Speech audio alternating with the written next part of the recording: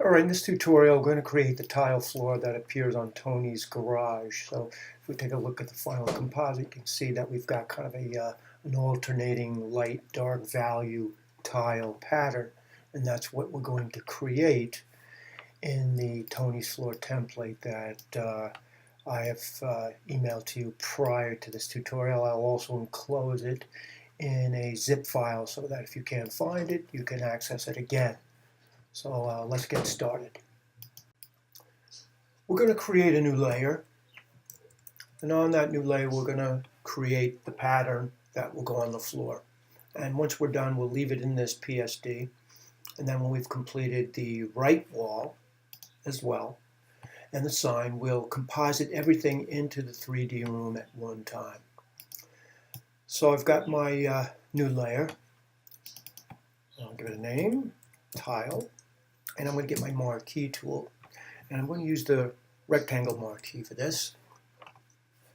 And let's go up and let's set a fixed size for this. Now our file is set for inches, so let's go in and we'll make a fixed size of 2 inches by 2 inches to start.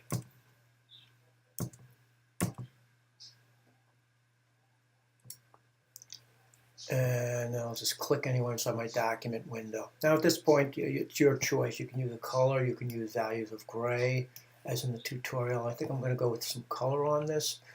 I'll choose swatches. I'm going to go with kind of a pale green.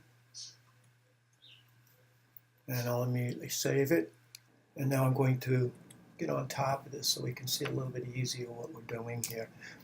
The next thing I'm going to do is I'm going to go to the layer, and I'm going to double click on it, and I'm going to put bevel and emboss on it. Now, again, these settings are subjective. I wouldn't want the bevel to be too deep. It'll look a little hokey and out of scale.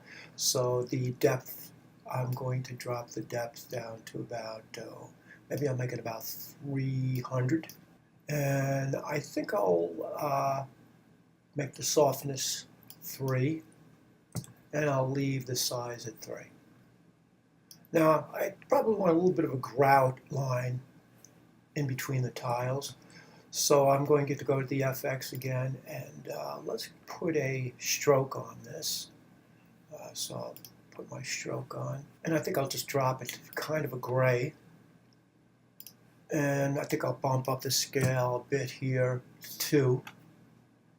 And I think I'll drop the opacity a bit. I want it to be a little grayer.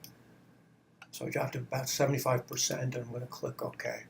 I'm going to marquee select this, so the first thing I'll do is I'll go from fixed size to normal. And this will allow me to, once again, make a broader selection on this. Now I want to copy and drag a copy of this diagonally down.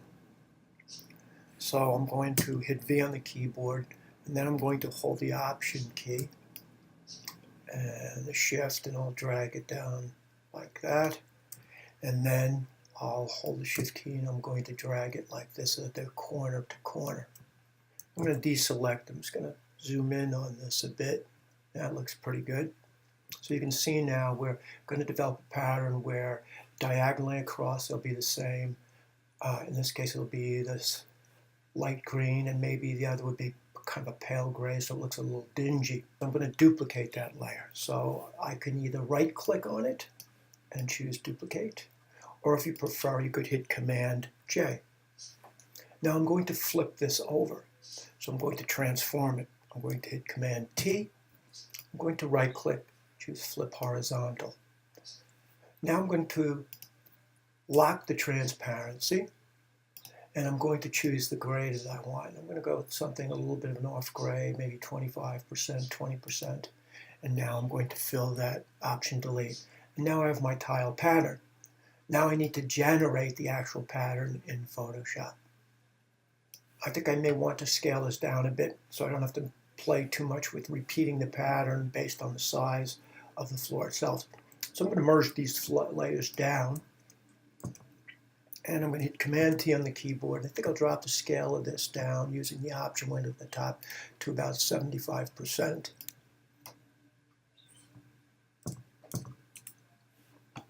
And now I'm going to zoom in on it a bit, because I need to make a precise selection to get the pattern I want. I'm going to turn off the white layer below. I'm going to hit M, and I'm going to go in very closely and select that design. And then I'm going to go to Edit, Define Pattern, click OK. And I'm going to deselect. I'm going to turn this one off momentarily. I'll put my template back on.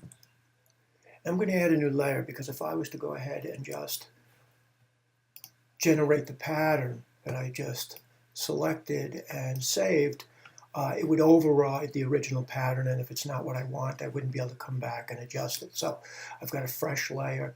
I've got the template we used for that below turned off. And I'm going to go to Edit, and I'm going to go to Fill. I'll go to my Contents and choose Pattern if it's not already done. I'll click on the Custom Patterns, and the last entry will be my tile floor. I'm now going to scale it down to fit on the floor. So I'm going to hit V, and I like dropping the transparency so that I can see the template as I do this. I'll hit Command T, and now I'm going to scale this down, and I'll bring it back to 100% opacity. And now I'm going to hit Command J or right click on the layer and duplicate it. And with my Move tool, I'll drag that up and align it where it's needed. Once I have it lined up, I'll merge down.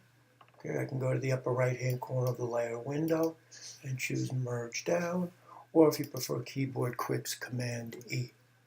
I'm going to hit Command S to save, and then I'm going to bring the opacity back up to 100%. And I'll make sure that this doesn't go beyond the left edge or the top edge. This can all be worked out when we make our final composite, but that looks pretty good. And now we have our floor done.